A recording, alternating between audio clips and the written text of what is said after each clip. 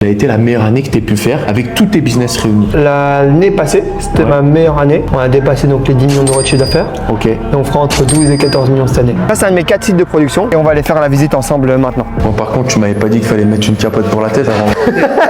C'est un bâtiment que j'ai acheté en 2021 et investi au total pour 2 millions d'euros. Si j'ai mon stockage donc sec, mes marchandises, je stocke aussi quelques protéines. On est en train de lancer une gamme de desserts protéinés. Le stockage de nos cartons. Si on a donc la chambre de congélation, là ici il fait un peu plus froid. Les packages, Là, c'est packaging, on ouais. les emballe pour ensuite finir ici. Et là du coup maintenant tu as les produits du coup qui sont terminés. Et ici du coup on aura la mise en colis. Salade César au poulet. Ça me donne limite envie de faire un abonnement là. Écoute, tu peux. C'est vrai, c'est combien? Entre 8 et 12 euros par plat. 8.